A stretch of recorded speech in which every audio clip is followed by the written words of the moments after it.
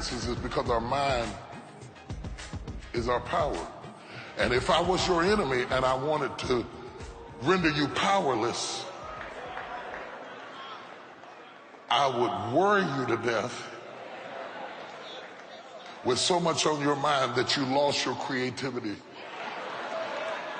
that you lost your passion, that you lost your sense of impact and influence and purpose. I would just worry you to death. I was reading in the dictionary up under the word weary. One of the definitions is to have your sense of pleasure exhausted. If I was the enemy, I would stop life from being fun. I would make you miserable in all that stuff God gave you. I couldn't stop him from giving it to you, but I would worry you to death until you had a real nice bed you couldn't sleep in, and a pool that you didn't enjoy, and a house that wasn't comfortable, and you look around at all that stuff and you might as well be where you were. Because if I can't take your stuff, I can take your mind from enjoying the stuff I gave you. I came to tell you this morning, the devil is after your mind. He's after your mind. He's after your mind. He's after your mind, brother. He's after your mind. Let me tell you something. That's why the car broke down. That's why the roof started leaking. That's why they threatened your job. Let me tell you something. The devil don't drive and he don't want to go to work. So he doesn't need your car and he's not after your job. He's just using that stuff to go after your mind. Because the mind is your power. Why in the world would the devil want my car? He don't drive. He don't want my job. He don't want to go to work in the morning. He don't want your kids. Sometimes you don't want them. You know the devil don't want your kids. He's just using what you care about to drive you crazy because he's after your mind so that you will lose your power. Your mind is your power. Your power is your mind. So Jesus says, take no thought. I'm going to go deeper. Can I go deeper? So when he said take no thought, I was uncomfortable with it because I didn't really want to preach it. And I thought, yeah, because I'm really trying to get us to think. And he says take no thought. And I had to really look into it to understand that he's not telling us to be mindless. You know what? I think he's actually telling us not to be distracted. Do you not know you can be so into the possibilities of what could happen tomorrow that you miss the pleasures of today? You can be so engrossed trying to feed off what could happen that you don't embrace what is happening. The enemy cometh to kill, steal, and destroy. So everything he can't kill, he wants to steal. Could the enemy be stealing your today with your worry about tomorrow?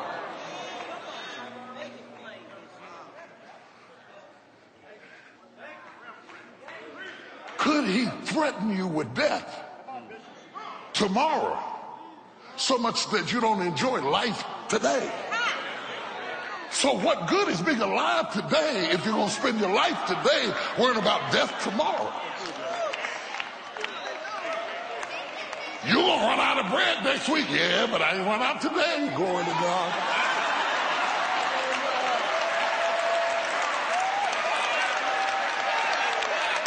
You understand what I'm saying to you? Woo, I'm talking to somebody. I don't even know who it is. So I wanted to go back and see what led Jesus into this conversation. And when I read the text before it, it was schizophrenic almost, because in the text before it, he says, if your eye is single, the whole body is full of light. And I thought, Jesus, now, come on, in the interest of being a good sermonizer, why are you talking about my eye one moment, and then the next verse, you're talking about my thoughts the next? What does my eye and my mind have to do with each other.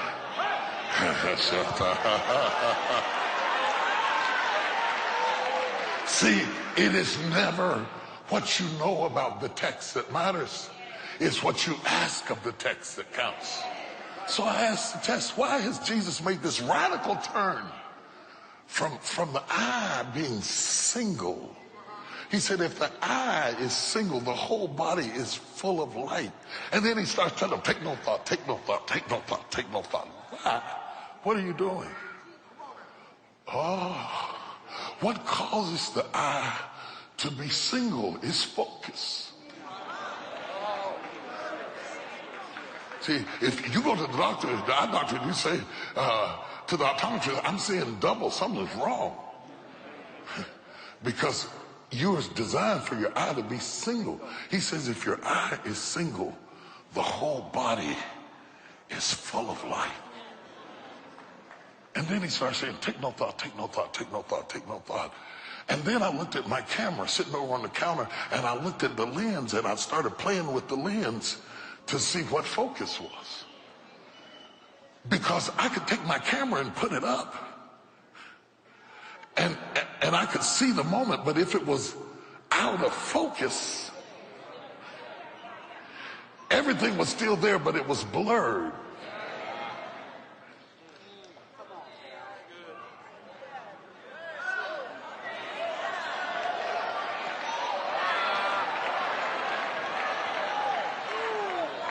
You see, some of us are living our lives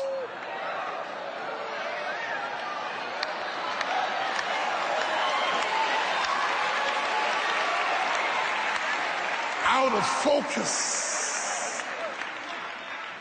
We see, but we see men walking as trees. We've been touched, but it hasn't been cleared up. And our opinions and our attitudes and our reactions and our decisions are not sharp like they could be because our lives are out of focus. Then our body is not full of light. Then our decisions are not smart. Then we can't see details and we make dumb decisions because we can't see clear details because we are out of focus. That's why God sent this message, because the entrance of thy word giveth light. And when you get God's word, it brings you into focus.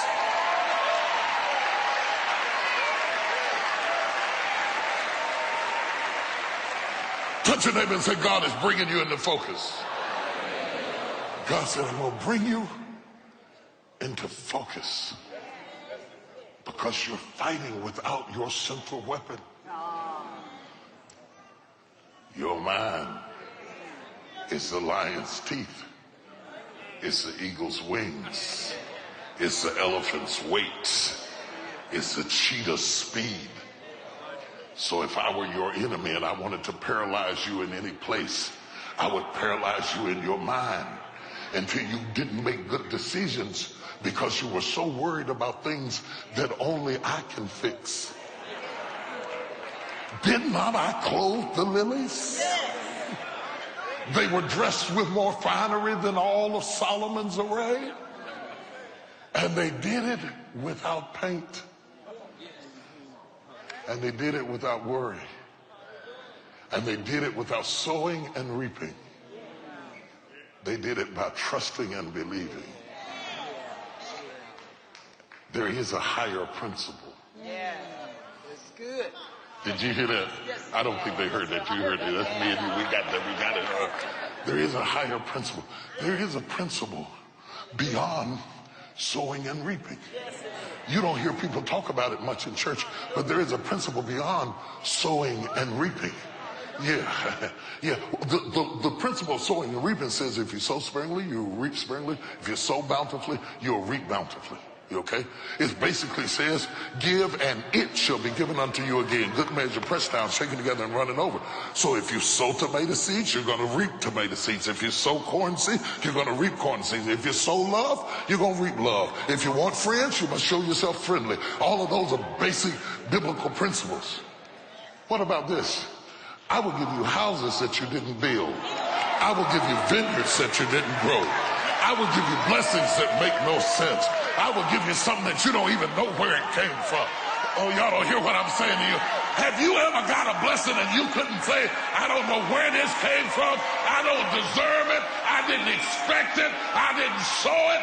But look at me. All the blessed people, holler at you boy right now.